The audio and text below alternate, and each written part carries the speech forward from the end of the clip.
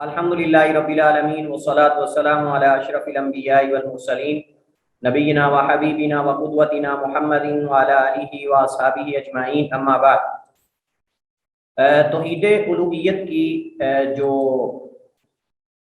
اقسام ہیں یا توحید الوہیت سے متعلق جو احکام اور مسائل ہیں، ہم نے ان کا آغاز کیا تھا اور اس میں پھر ہم نے کلمہ توحید کا معنی، کلمہ توحید کی شروط اور اس کے نواقض اور یہ ساری چیزیں ہم نے پڑھی تھیں۔ اس کے بعد میں نے جیسے آغاز میں ذکر کیا تھا کہ توحید الوہیت حقیقت میں عبادت ہے، توحید الوہیت کا تعلق عبادت کے ساتھ ہے اور اس کو توحید عبادت بھی کہتے ہیں، توحید الوہیت کو توحید عبادت بھی کہتے ہیں۔ تو اس وجہ سے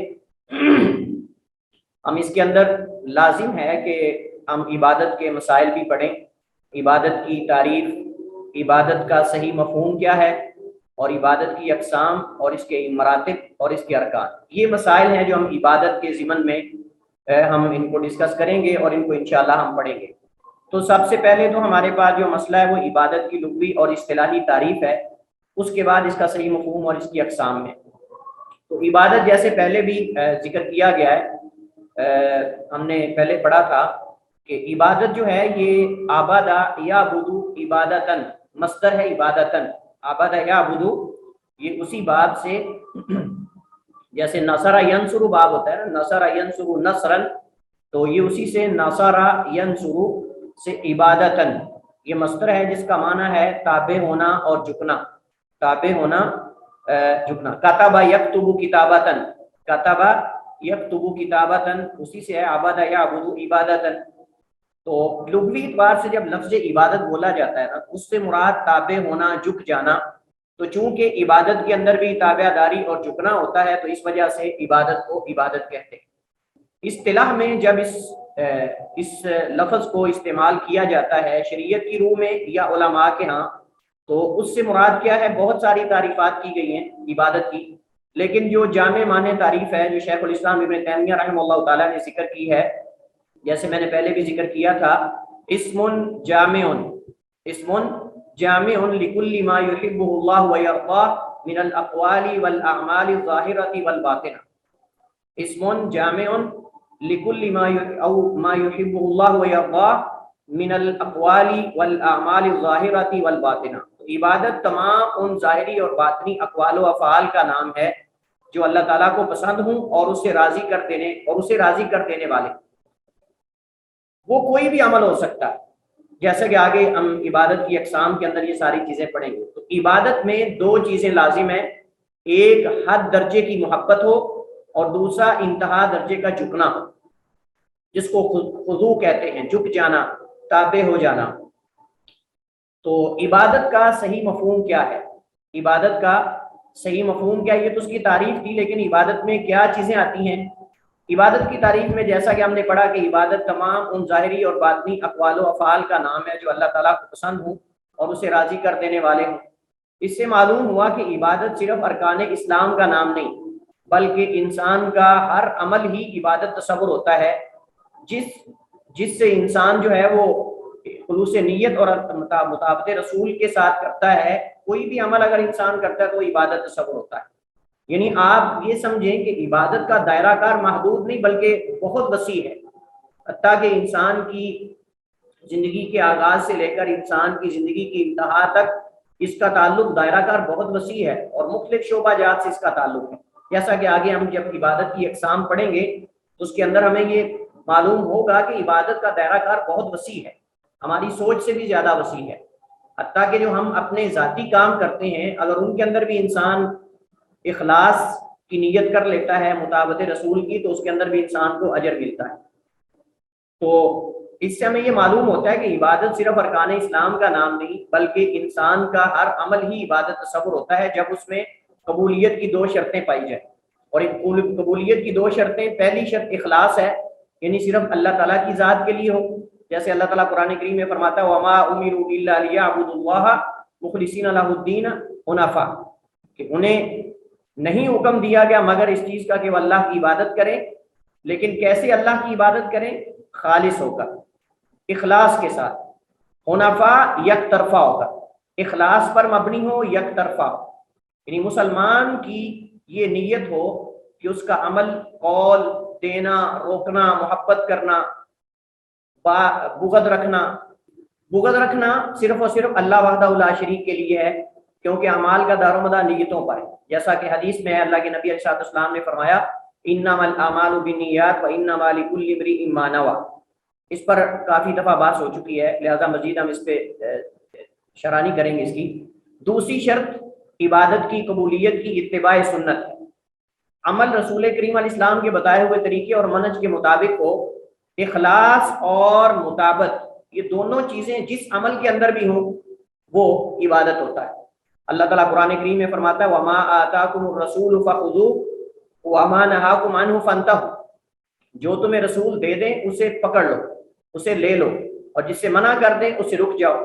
اب رسول نے جو طریقہ دیا ہے اس طریقے کے مطابق عبادت کریں گے تو عبادت تصور ہوگی۔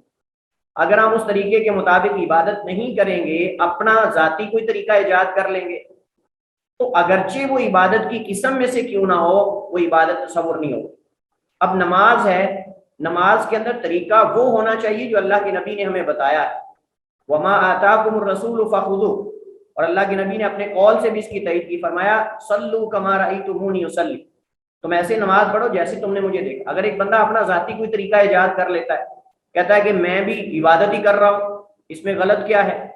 تو ہم کہیں گے وما آتاکم الرسول فخذوه کے اندر نہیں، آپ اس کو عبادت سمجھ کے کر رہے ہو، یا تو کہو کہ میں عبادت سمجھ کے نہیں کر رہا تو پھر تو ٹھیک ہے، لیکن جب آپ نیکی کی غرض سے کرتے ہو، عبادت کی غرض سے کرتے ہو، تو پھر آپ کو یہ پتہ ہونا چاہیے کہ کیا نبی کریم علیہ السلام کا طریقہ یہ ہے جو آپ نے اختیار کیا ہے۔ اگر نبی کریم علیہ السلام کا طریقہ وہ نہیں جو آپ نے اختیار کیا ہے اس عبادت میں، تو یہ عبادت آپ پر مردود ہے اور یہ قابل قبول نہیں اللہ تعالیٰ کے۔ وَمَا نَهَاكُمْ عَنْهُ فَانْتَهُوا، جس سے روکا ہے رک جانا۔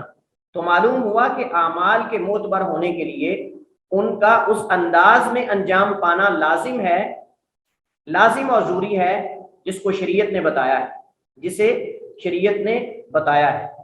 جیسا کہ حدیث میں ہے، حضرت عائشہ رضی اللہ تعالی عنہا روایت کرتی ہیں، صحیح مسلم کی معروف حدیث ہے، اللہ کے نبی نے فرمایا من عمل عملا لیس علیہ امرنا فہو رد، جس نے ایسا عمل کیا جس پر ہمارا حکم نہیں، لیس علیہ امرنا یعنی ہماری طرف سے اس کی اجازت نہیں ہے، ہماری طرف سے اللہ کے نبی فرماتے ہیں اس کی اجازت نہیں ہے، چاہے وہ عبادت کیوں نہ ہو وہ عبادت نہیں ہو۔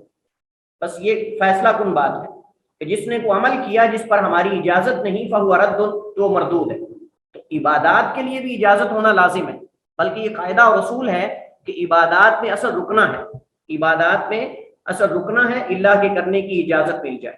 تنبیہ، عبادت کی قبولیت کے لیے نہ تو صرف اخلاص کافی ہے اور نہ ہی اتباع رسول، بلکہ دونوں کا بیک وقت پایا جانا ضروری ہے۔ یعنی ایک بندہ کہے کہ میں اللہ کے لیے کر رہا ہوں لیکن طریقہ میں جو مرضی اختیار کروں تو ہم کہیں گے یہ بدعت ہے، اور اگر کہے کہ میں سنت کے مطابق کر رہا ہوں لیکن دنیا کو دکھانے کے لیے کر رہا ہوں، یا میں کسی اور کی غرض کسی اور کی ذات کے لیے کر رہا ہوں، ہم کہیں گے یہ شرک ہے، یہ ریاکاری اور دکھلاوا ہے۔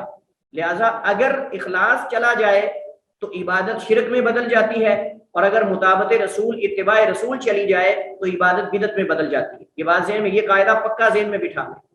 اگر عبادت میں اخلاص چلا جائے تو عبادت ریاکاری اور شرک میں بدل جاتی ہے، اور اگر عبادت میں اتباع رسول جاتی رہے، اس کو سامنے نہ رکھا جائے تو عبادت بدعت میں بدل جاتی ہے۔ یہ قاعدہ، موٹا قاعدہ ذہن میں رکھ لیں۔ تو لہٰذا دونوں کا بیک وقت پایا جانا ضروری ہے، ایک اللہ کے لیے ہو، دوسرا طریقہ نبی کا، دونوں لازم۔ اللہ تعالیٰ قرآن کریم میں فرماتا ہے فَمَنْ كَانَ يَرْجُو لِقَاءَ رَبِّهِ فَلْيَعْمَلْ عَمَلًا صَالِحًا وَلَا يُشْرِكْ بِعِبَادَةِ رَبِّهِ أَحَدًا، کہ جو شخص اللہ سے، اپنے رب سے ملاقات کی امید رکھتا ہے، اسے چاہیے کہ عمل کرے، ایسا عمل، عملاً صالحاً، نیک عمل۔ تو نیک عمل وہی ہوگا جو اخلاص پر اور مطابقت رسول پر مبنی ہوگا، جس کے اندر اخلاص اور مطابقت رسول ہوگی وہ نیک عمل ہوگا، مقبول بھی وہی ہوگا۔ جس کے اندر دونوں میں سے کوئی ایک نہ ہوا یا دونوں نہ ہوئے تو وہ عملاً صالحاً نہیں ہوگا۔ ولا یشرک بعبادۃ ربہ احد، اس کے اندر بھی اشارہ اس بات کی طرف موجود ہے۔ عبادت کے مفہوم کے بعد یا صحیح اس کے معنی کے بعد اب ہم چلتے ہیں عبادت کی اقسام کی طرف۔ عبادت مختلف قسم کی ہوتی ہے، یا عبادت کا تعلق کئی چیزوں سے ہے۔ عبادات اعتقادی بھی ہوتی ہیں، عبادات قولی بھی ہوتی ہیں، عبادات بدنی بھی ہوتی ہیں، عبادات مالی بھی ہوتی ہیں۔ جیسا کہ میں نے پہلے ذکر کیا کہ عبادت کا دائرہ کار بہت وسیع ہے، عبادت کا دائرہ کار بہت وسیع ہے، حتیٰ کہ مومن کے تمام اعمال ہی عبادت میں شامل کر دیے جاتے ہیں اگر نیت انسان کی اچھی ہو اور مطابقت رسول ہو۔ تو ان چیزوں کو سامنے رکھتے ہوئے ہم عبادت کو چار اقسام میں اگر ہم تقسیم کریں تو یہ چار اقسام بنتی ہیں۔ سب سے پہلے اعتقادی عبادات، اس میں یعنی اعتقادی عبادات جو ہیں ان میں اللہ تعالیٰ کی ذات، اس کے اسماء و صفات اور اس کے افعال، فرشتوں پر، آسمانی کتابوں پر، رسولوں پر، یوم آخرت، دیگر غیبی امور پر یقین رکھنا، ایمان رکھنا، یہ اعتقادی عبادات، اس کا تعلق عقیدے کے ساتھ ہے، اس کا تعلق عقیدے کے ساتھ ہے۔ انشاءاللہ ہم تفصیل کے ساتھ ان چیزوں کو پڑھیں گے۔ ایمان کے اندر جو چیزیں آتی ہیں جن کو ارکان ایمان بھی کہتے ہیں، جن کو ارکان ایمان بھی کہتے ہیں، اس میں اللہ پر ایمان لانے کے اندر کون سی چیزیں ہیں، رسولوں پر ایمان لانے میں کون سی چیزیں ہیں، اور اسی طرح کتابوں پہ ایمان لانا، یوم آخرت کے اندر کون کون سی چیزیں ہیں، یہ انشاءاللہ ہم اس پر جو ہے وہ الگ باقاعدہ تفصیل کے ساتھ لیکچر ہمارے ہوں گے اور ہم انشاءاللہ اس کو پڑھیں گے۔ لیکن یہاں صرف مقصود عبادات کی اقسام ذکر کرنا ہے، ان کی تفصیل کو انشاءاللہ بعد میں بیان کیا جائے گا۔ تو اللہ تعالیٰ کی ذات کے حوالے سے جتنی بھی چیزیں ہیں، فرشتے، آسمانی کتابیں، رسول، یوم آخرت، دیگر غیبی امور کے بارے میں ایمان اور یقین رکھنا، یہ اعتقادی عبادات ہے۔ اللہ تعالیٰ قرآن کریم میں سورہ بقرہ میں اللہ تعالیٰ فرماتا ہے لیس البر ان تولوا وجوہکم قبل المشرق والمغرب، نیکی میں سے نہیں ہے کہ تم اپنے چہروں کو مشرق اور مغرب کی جانب پھیرو، ولکن البر، اصل نیکی کیا ہے، من آمن باللہ والیوم الآخر، کہ جو اللہ پر ایمان لایا، یوم آخرت پر، فرشتوں پر، کتابوں پر، والنبیین، اور نبیوں پر۔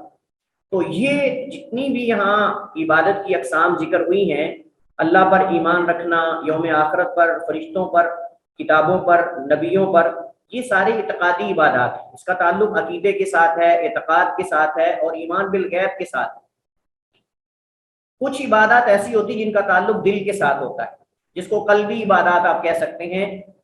اس میں، اس قسم میں دل کے اعمال شامل ہیں، جیسا کہ اللہ تعالیٰ کی محبت ہے، اس پہ توکل کرنا اور اس سے امید رکھنا، اس پہ یقین کرنا، یہ ساری چیزیں اس کے اندر ہیں۔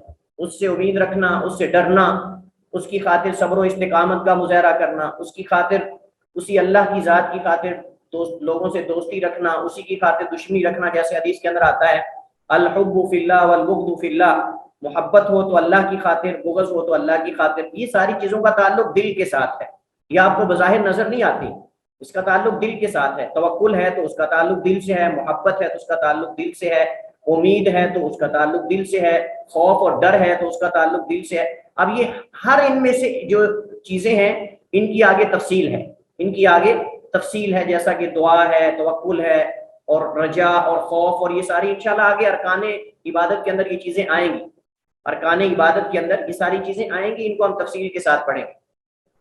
کیونکہ کچھ لوگ کہتے ہیں جی اگر صرف اللہ سے ہی ڈرنا چاہیے اور غیر اللہ سے ڈرنا شرک ہے، تو آپ تو شیر سے ڈر جاتے ہیں، آپ بجلی سے ڈرتے ہیں، آپ جو ہے وہ دشمن سے ڈرتے ہیں، تو کیا یہ شرک نہیں ہوگا؟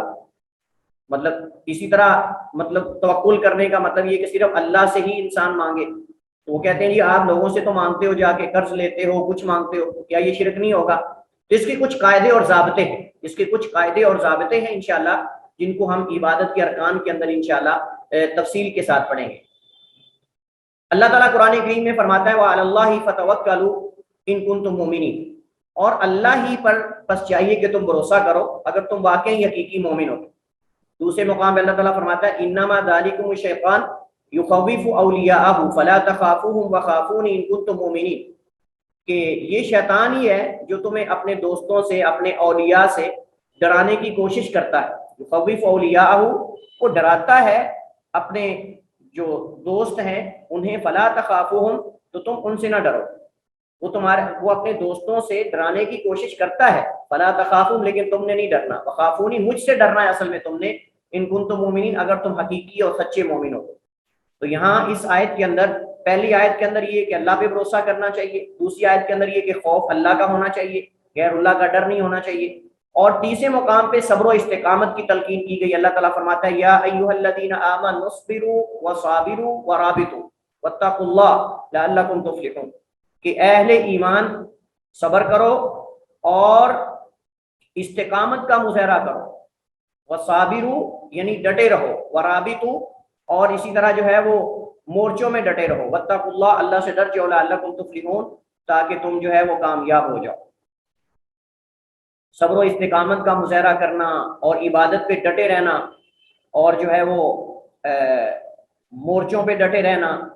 ورابطوں کا مطلب یہ ہے کہ تقریباً یہ استقامت کے معنی میں آتا ہے، یا پھر یہ ہے کہ حدود اللہ کا پہرا دینا، واتقوا اللہ لعلکم تفلحون، اللہ سے ڈر جاؤ تاکہ تم فلاح پانے والے ہو جاؤ۔ تو یہ دو قسمیں ہوگی عبادات کی، اعتقادی اور دوسری عبادت جو عبادات کی اقسام میں سے ہے، وہ انسان کی وہ عبادت ہے جس کا تعلق دل کے ساتھ ہے، دلی عبادات یا قلبی عبادات۔ تیسری قسم ہے قولی عبادات، یعنی ایسی عبادات جن کا تعلق زبان سے ہے، ایسی عبادات جن کا تعلق زبان سے ہے۔ ان میں سب سے افضل ترین عبادت کلمہ توحید ہے، افضل الذکر لا الہ الا اللہ، ذکر میں سب سے افضل ترین ذکر کلمہ توحید ہے، جیسا کہ ہم کلمہ توحید کی فضیلت کے اندر اور اس کے مختلف جو نام کتاب قرآن کے اندر وارد ہوئے ہیں ان کے اندر ہم پڑھ چکے ہیں۔ تو افضل ترین جو ذکر ہے وہ کلمہ توحید ہے، اس کے بعد دعا ہے، عام ذکر ہے، تلاوت قرآن ہے، دعوت اللہ ہے، اللہ تعالیٰ کی طرف جو ہے وہ دعوت دینا، ومن احسن قولا ممن دعا الی اللہ وعمل صالحا، کہ بات کرنے کے اعتبار سے زیادہ کون بہتر ہو سکتا ہے اس شخص سے جو اللہ کی طرف بلاتا ہے۔ ادعو الی سبیل ربک بالحکمۃ والموعظۃ الحسنۃ وجادلہم باللتی احسن۔ تو یہ ساری آیات جو ہیں وہ اللہ تعالیٰ کی طرف دعوت دینا، اللہ کی طرف بلانا، اس کی طرف اشارہ کرتی ہیں۔ اسی طرح دعا عبادت ہے، اور دعا نہ کرنے والوں کو اس وجہ سے متکبر قرار دیا گیا۔ اللہ کی عبادت سے جو تکبر کرتے ہیں وہ لوگ ہیں جو دعا نہیں کرتے۔ حضرت نعمان بن بشیر رضی اللہ تعالیٰ عنہ روایت کرتے ہیں، فرماتے ہیں سمیعت النبی صلی اللہ علیہ وسلم یقول، میں نے اللہ کے نبی علیہ السلام کو فرماتے ہوئے سنا، آپ نے فرمایا الدعاء والعبادہ، دعا ہی اصل عبادت ہے، الدعاء والعبادہ، اصل عبادت تو دعا ہے۔ ثم قرأ، پھر آپ نے قرآن کی آیت پڑھی، وقال ربکم ادعونی استجب لکم، اور تمہارے رب نے کہا کہ تم مجھے پکارو میں تمہیں جواب دوں، تمہاری دعاؤں کو قبول کروں۔ ان الذین یستکبرون عن عبادتی سیدخلون جہنم داخرین، کہ بے شک وہ لوگ جو میری عبادت سے تکبر کرتے ہیں ان قریب وہ جہنم میں اونگے منہ جو ہے وہ اپنے منہ کے بل جو ہے وہ جہنم میں داخل کیے جائیں گے۔ تو یہاں آپ دیکھیں دعا نہ کرنے کو تکبر اور متکبرین میں شمار کیا گیا۔ اس کا مطلب عبادت ہے تو عبادت چھوڑنے سے ہی تو انسان تکبر میں آتا ہے۔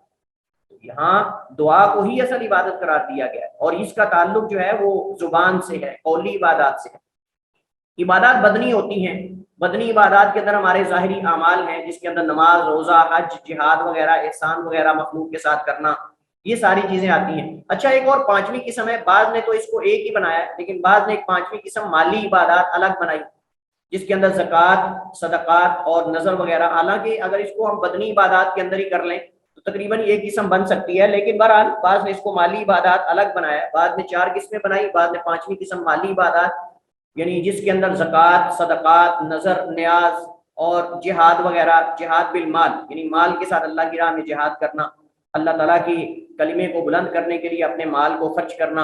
اس کے کئی طریقے ہیں جو کہ ہم کتاب الزکوٰۃ کے اندر پڑھ چکے ہیں۔ خلاصہ کلام یہ ہے کہ عبادت انسانی زندگی کے تمام شعبہ جات سے تعلق رکھتی ہے، جیسا کہ قرآن کریم میں ہے۔ اللہ تعالیٰ قرآن کریم میں فرماتا ہے قل ان صلاتی ونسکی ومحیای ومماتی للہ رب العالمین لا شریک لہ وبذلک امرت وانا اول المسلمین، اے نبی فرما دیجئے بے شک میری نماز، میری قربانی، میری زندگی، میری موت، یعنی میرا جینا، میرا مرنا اللہ رب العالمین کے لیے ہے، لا شریک لہ، اس کا کوئی شریک نہیں، وبذلک امرت، اور یہی مجھے حکم دیا گیا کہ میں اس کا اقرار کروں، وانا اول المسلمین، اور میں سب سے پہلا فرما بردار یا تابع ہونے والوں میں سے۔ اور اللہ تعالیٰ ایک دوسرے مقام پہ سورہ ہجر کے اندر اللہ تعالیٰ فرماتا ہے وَاعْبُدْ رَبَّكَ حَتَّى يَأْتِيَكَ الْيَقِينُ، اپنے رب کی عبادت کر حتیٰ کہ تمہارے پاس یقین یعنی موت آ جائے۔ تو یقین سے مراد یہاں موت ہے، لیکن افسوس ہے کہ بعض صوفیاء جو ہیں اس آیت سے استدلال کرتے ہیں وَاعْبُدْ رَبَّكَ حَتَّى يَأْتِيَكَ الْيَقِينُ، یعنی فنا فی اللہ ہو جاؤ۔ فنا فی اللہ کا مطلب کیا ہے؟ وہ کہتے ہیں کہ اپنے آپ کو باہر جنگل میں جا کے درخت کے ساتھ باندھ لو، ایک الگ جو ہے وہ جھونپڑی لگا کر اس میں ہو کا ذکر کرو، یا ہو یا اللہ اللہ کا ورد کرو، جس کا نہ کوئی معنی ہے نہ کوئی مفہوم ہے۔ تو وہ بعض ان میں سے صوفیاء اپنے آپ کو درخت کے ساتھ باندھ لیتے ہیں، حتیٰ کہ ان کے جسم کے اندر کیڑے پڑ جاتے ہیں، حتیٰ کہ ان کے جسموں کے اندر کیڑے پڑ جاتے ہیں، بدن کے اندر، سر کے اندر، داڑھی کے اندر، دماغ کے اندر، جسم کے مختلف مقامات پہ۔ کہتے ہیں مجھے درخت کے ساتھ باندھ دو اور میں نے اتنے ہزار دفعہ یہ ورد کرنا ہے۔ اور ورد کہاں جا کے کرنا ہے؟ جنگل کے اندر، جنگل کے اندر جھونپڑی لگا کے الگ ایک جگہ خاص کر کے وہاں وہ ہو کا ورد کرتا ہے، اللہ اللہ کا ورد کرتا ہے، اور کہتا ہے یہ مطلب ہے وَاعْبُدْ رَبَّكَ حَتَّى يَأْتِيَكَ الْيَقِينُ، یعنی فنا فی اللہ ہو جاؤ۔ لیکن اس کا کیا یہ مطلب ہے کہ انسان اپنے جسم میں کیڑے پڑوا لے، کیڑے پڑ جائیں جسم کے اندر اور جنگل میں جا کے بیٹھ جائے؟ ایسا نہیں ہے۔ فرض نماز باجماعت پڑھنا واجب ہے، فرائض کو ادا کرنا واجب، نماز کو باجماعت مسجد میں جا کے پڑھنا یہ واجب ہے مردوں کے لیے۔ لیکن جو جنگل میں جا کے عبادت کرتا ہے وہ نماز کس جگہ پہ باجماعت پڑھتا ہے؟ بلکہ میرے خیال میں وہ کہتے ہیں کہ نماز دل کی ہے، نماز دل کی ہے، دل میں نماز انسان پڑھ لیتا ہے۔ ویسے ظاہری طور پہ تو وہ کہتے ہیں نعوذ باللہ، کہتے ہیں یہ تو ٹکریں مارنے والی بات ہی ہے۔ اس وجہ سے صوفیاء کے ہاں وَاعْبُدْ رَبَّكَ حَتَّى يَأْتِيَكَ الْيَقِينُ کا مفہوم یہ ہے کہ فنا فی اللہ ہو جاؤ، اور یہ ان کا عقیدہ ہے۔ جیسے ان کے دیگر عقائد ہیں، کشف ہے، وجد ہے، اس کے علاوہ دیگر ان کے عقائد ہیں، ان میں سے ایک عقیدہ فنا فی اللہ کا ہے، اللہ کی ذات میں فنا ہو جاؤ۔ اور فنا ہونے کا مطلب یہ کہ جنگل میں چلے جاؤ، اپنے آپ کو درختوں کے ساتھ باندھ لو، کسی درخت کے ساتھ جھونپڑی کے اندر بیٹھ جاؤ، اور رات کو ہو کا ورد کر لیا کرو اور پھر سو جایا کرو، نماز پڑھنے کی ضرورت نہیں۔ یہ میں نے اپنی آنکھوں سے کئی ایسے لوگوں کو دیکھا ہے کہ وہ ایک جھونپڑی الگ باہر جنگل کے پاس بنا لیتے ہیں اور آدھی رات کو پھر شروع ہو جاتے ہیں ہو اللہ اللہ ہو۔ یہ کیا ہو رہا ہے؟ یہ فنا فی اللہ ہے، یہ فنا فی اللہ ان کے ہاں، یعنی اللہ میں اپنے آپ کو فنا کر لو اللہ کی ذات کے بارے میں۔ اللہ تعالیٰ نے یہ کہا ہے کہ کھانا پینا بھی بند کر دو، اپنی صحت کا خیال بھی نہ کرو، اپنے بدن کا خیال بھی نہ کرو، اور طہارت کا بھی خیال نہ کرو۔ یہ کون سا فنا فی اللہ ہے؟ تو یہ اپنی طرف سے من مانی اور اپنی خواہشات کے مطابق قرآن کی تفسیر کرنا اور اس کا مفہوم جو ہے وہ سمجھ کر اپنے دماغ کے اندر اور پھر اس پہ عمل کرنے لگ جانا، یہ کہاں کا طریقہ ہے؟ تو وَاعْبُدْ رَبَّكَ حَتَّى يَأْتِيَكَ الْيَقِينُ کا یہ ہرگز مطلب نہیں ہے کہ اپنے آپ کو جو ہے وہ جسم کے اندر کیڑے پڑ جائیں ہو کرتے کرتے۔ بہرحال انشاءاللہ یہ اپنی جگہ پر مزید اس موضوع پر ہم انشاءاللہ بات کریں گے جب ہم صوفیاء کا تعارف پڑھیں گے۔ تو یہاں تک تو عبادت کی اقسام ہیں جو ہم نے پڑھی، تو اس اعتبار سے عبادت کی 5 قسمیں بنتی ہیں۔ میں دوبارہ دوہرا دیتا ہوں، عبادت کی 5 قسمیں ہیں۔ سب سے پہلے اعتقادی عبادات، اس کے بعد قلبی عبادات جن کا تعلق دل کے ساتھ ہے، اس کے بعد بدنی عبادات، قولی عبادات اور مالی عبادات۔ تو یہ 5 قسم کی عبادات ہیں۔ اس طرح یہ اگر ہم دیکھیں تو انسان کی زندگی کے تمام شعبہ جات سے تعلق عبادات کا ہے۔ عبادت کے مراتب کیا ہیں؟ لوگ عبادت کرنے میں مختلف درجات ہیں، لوگوں کے مختلف درجات، اور یہ درجات اللہ تعالیٰ نے قرآن کریم میں بیان کیے۔ عبادت کرنے والے عبودیت کے اندر جو ہے وہ ان کے 3 مراتب قرآن کریم میں 3 درجات بیان کیے گئے، اور اس کو عبادت کے مراتب اور درجات کہتے ہیں۔ اللہ تعالیٰ نے قرآن کریم میں ان کو ذکر کیا۔ اللہ تعالیٰ فرماتا ہے سورہ فاطر میں آیت نمبر 32 میں ثم اورثنا الكتاب الذين اصطفينا من عبادنا فمنهم ظالم لنفسه ومنهم مقتصد ومنهم سابق بالخيرات بإذن الله ذلك هو الفضل الكبير۔ اللہ تعالیٰ فرماتا ہے پھر ہم نے وارث بنایا کتاب کو، الذین کتاب کا وارث بنایا ہم نے ان لوگوں کو، اصطفینا من عبادنا اپنے بندوں میں سے جن کو ہم نے چنا، منتخب کیا۔ فمنهم ظالم، اب ان کی کئی قسمیں ہیں۔ فمنهم ظالم لنفسه، ان میں سے کچھ ایسے ہیں جو اپنے نفس پہ ظلم کرنے والے ہیں۔ ومنهم مقتصد، اور ان میں سے کچھ ایسے ہیں جو میانہ روی اختیار کرنے والے ہیں، اعتدال کی راہ پہ چلنے والے ہیں۔ ومنهم سابق بالخیرات، اور ان میں سے کچھ ایسے ہیں جو نیکیوں میں، خیرات کے کاموں میں، خیر کے کاموں میں سبقت لے جانے والے، دوسرے سے بڑھنے والے ہیں۔ بِإِذْنِ اللَّهِ، اللہ کی اجازت اور اللہ کے حکم سے۔ ذَلِكَ هُوَ الْفَضْلُ الْكَبِيرُ، اور یہ بہت بڑا فضل ہے اللہ تعالیٰ کی طرف سے۔ اب یہاں اس آیت میں 3 قسم کے لوگ بیان ہوئے ہیں اور یہی 3 مراتب ہیں عبادت کے۔ سب سے پہلے اللہ تعالیٰ نے نیچے سے شروع کیا ہے، نچلے طبقے سے، نچلے درجے سے، پھر درمیانہ، پھر سب سے اعلی، سب سے اعلیٰ، نچلا، درمیانہ، سب سے اعلیٰ۔ اب سب سے نچلا طبقہ عبادت میں کن لوگوں کا ہے؟ ظالم لنفسی، جو اپنے نفس پہ ظلم کرنے والے، اس کے بعد مقتصد، جو درمیانے طبقے کے، اس کے بعد اعلیٰ طبقے کے سابقون بالخیرات، اور یہ اللہ ماتا اولئک هم المقربون، اولئک هم المقربون، یہی اللہ تعالیٰ کے قریبی اور اللہ تعالیٰ کے جو ہے وہ سب سے قریب ہوں گے۔ تو ہم ہر ایک کے بارے میں جانتے ہیں کہ مقتصد کون ہے، ظالم لنفسی کون ہے، اور سابقون بالخیرات کون ہے، اور یہی اصل میں عبادت کے 3 درجات اور مراتب ہیں جو آپ کو مسلمانوں کے اندر 3 کیٹیگری کے مسلمان نظر آئیں۔ سب سے پہلے مقتصد، مقتصد اس مومن مسلمان کو، اس مسلمان کو کہتے ہیں جو تمام واجبات ادا کرتا ہو اور تمام گناہوں سے اجتناب کرتا ہو، تمام واجبات پر عمل کرے، ادا کرے اور گناہوں سے بچتا رہے، یہ مقتصد ہے۔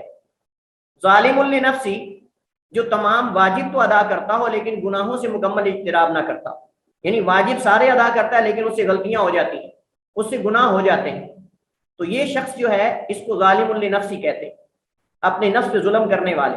اس وجہ سے اللہ تعالیٰ ایک دوسرے مقام پہ فرماتا ہے قل یا عبادی الذین اسرفوا علی انفسہم لا تقنطوا من رحمت اللہ، کہ اے نبی میرے ان بندوں کو بتا دو جو اپنے نفسوں پہ، اپنی جانوں پہ ظلم کر چکے ہیں، لا تقنطوا من رحمت اللہ، میری رحمت سے مایوس نہ ہو جاؤ۔ تو یہ ہے ظالم لنفسی، ایک دوسرا طبقہ ہے، دوسری کیٹیگری ہے مسلمانوں کی کہ جو اپنے نفس پہ ظلم کرنے والے ہیں۔ اس سے مراد وہ لوگ ہیں جو تمام واجبات تو ادا کرتے ہیں لیکن جو نواہی ہیں، جو جن کاموں سے روکا گیا ہے ان میں کوتاہی کرتے ہیں، یعنی ان سے غلطیاں ہو جاتی ہیں، گناہ ہو جاتے ہیں۔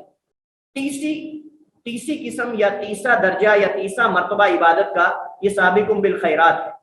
سابقون بالخیرات کا مطلب خیرات کے کاموں میں سبقت لے جانے والے، اور اس سے مراد کون ہیں؟ اس سے مراد وہ مسلمان ہیں جو واجبات بھی ادا کرتے ہیں، گناہوں سے بھی مکمل پرہیز کرتے ہیں، اجتناب کرتے ہیں، اور ساتھ ساتھ مکروہ کام بھی نہیں کرتے، حتیٰ کہ جو شبہ والے کام ہیں ان کی طرف بھی نہیں جاتے، یعنی ایسے شبہات والے کام کہ جن کا حلال اور حرام ہونا شبہ میں ہے، یعنی اختلاف ہے، وہ اس کے قریب بھی نہیں جاتے، مشتبہات سے بھی بچتے ہیں۔ جیسے نبی علیہ الصلوۃ والسلام نے فرمایا اتقوا شبہات، شبہ والی چیزوں سے بچ جاؤ۔ پھر اللہ کے نبی علیہ الصلوۃ والسلام نے بتایا کہ شبہ والے کام کرنے سے انسان کیا کچھ کر سکتا ہے۔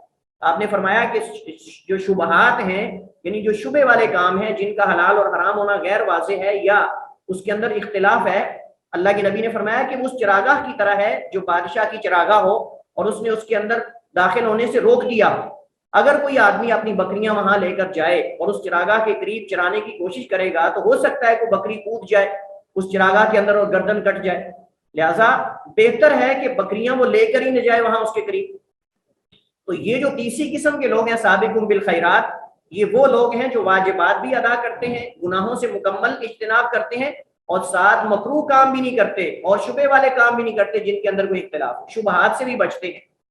تو یہ سب سے افضل ترین ہے، اور یہ ہے مقربون، یہ ہے مقربون۔ تو اس طرح ہمیں یہ معلوم ہوتا ہے کہ عبادت کے 3 درجات اور 3 مراتب ہیں، اور اس کے اعتبار سے پھر لوگوں کی 3 اقسام ہیں جو اس آیت کے اندر اللہ تعالیٰ نے جو ہے وہ ذکر کی ہیں سورہ فاتر کی اس آیت کے اندر، ثم اورثنا الکتاب الذین اصطفینا من عبادنا الی آخر الآیہ۔ تو یہ آج کا ہمارا سبق تھا، اسی پر ہم اکتفا کرتے ہیں۔ کل انشاءاللہ عبادت کے ارکان پڑھیں گے اور اس پہ انشاءاللہ تفصیلی ہماری بات ہوگی۔ اور عبادت کے ارکان 3 ہیں، سب سے پہلے محبت ہے، اس کے بعد خوف ہے، اس کے بعد الرجاء اور امید ہے، اور اس میں جو گمراہ ہونے والے فرقے ہیں انشاءاللہ ان پر بھی ہم بات کریں گے۔ واللہ تعالی اعلم واحکم، وصلی اللہ وسلم علی نبینا محمد وعلی آلہ وصحبہ وسلم۔